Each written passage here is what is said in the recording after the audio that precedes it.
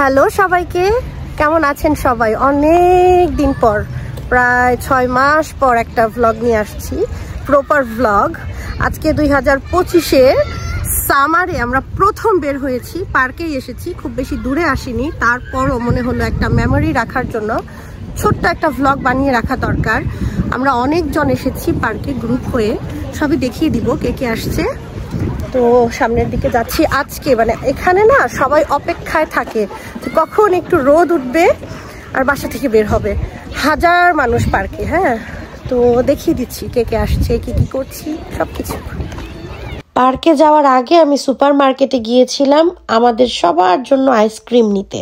এখানে আমরা সারা বছর অপেক্ষা করে থাকি, সম্পূর্ণ শীত অপেক্ষা করে থাকি গরম কবে আসবে আর আমরা আইসক্রিমের উপর ঝাঁপিয়ে পড়বো।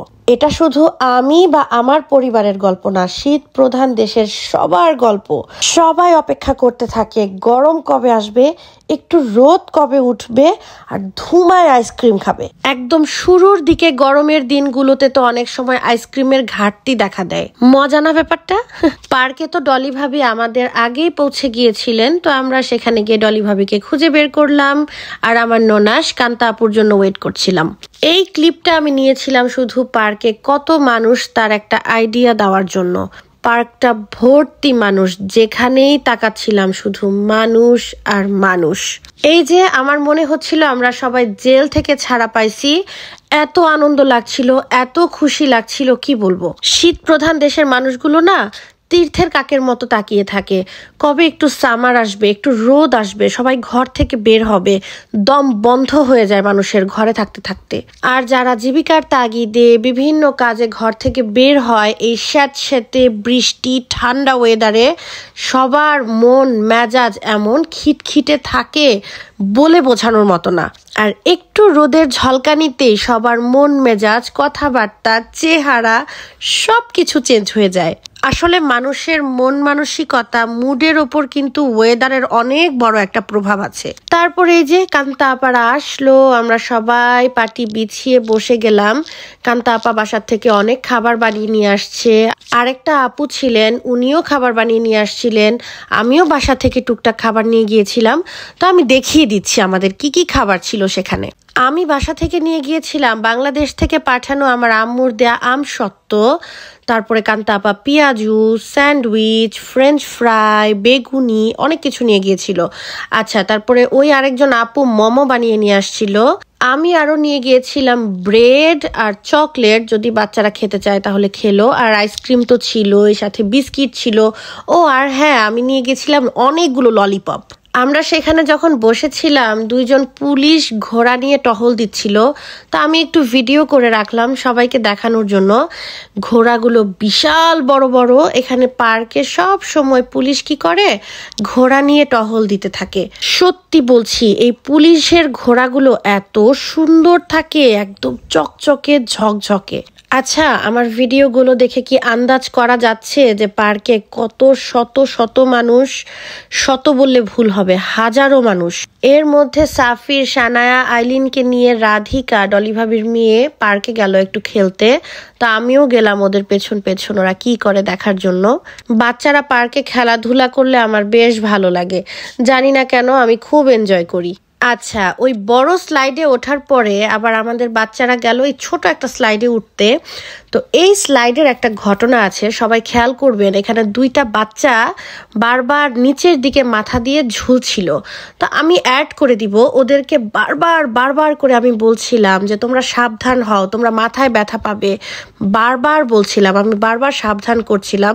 জানি না ওর মা বা বাবা কেউ কি দেখছিল কিনা, আশেপাশে আমি কাউকে দেখতে পাইনি।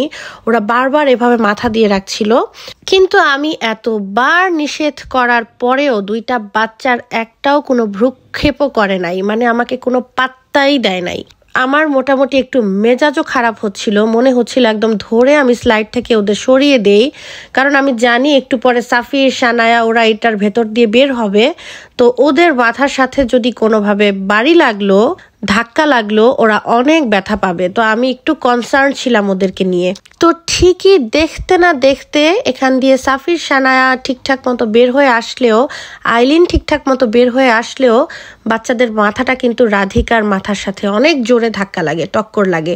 রাধিকা অনেক ব্যথা পায় এবং উপরের বাচ্চাটাও মাথার মধ্যে অনেক ব্যথা পেয়েছে। এবং আমি তারপরেও ওদেরকে আরও বকা দিয়েছি যে দেখেছো, আমি তোমাদের বলেছিলাম যে সাবধান থাকো, মাথাটা সাবধানে রাখো, কথা তো শুনো নাই। এখন আমি এই ভিডিও থেকে কেটে আমি যে ওদের সাবধান করছিলাম বারবার সেই পার্টটা আর মাথাটা কিভাবে বাড়ি লেগেছে ওর সাথে সবকিছু অ্যাড করে দিচ্ছি। Fais attention les garçons.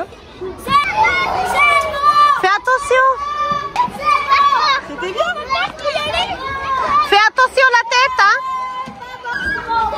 Ouh.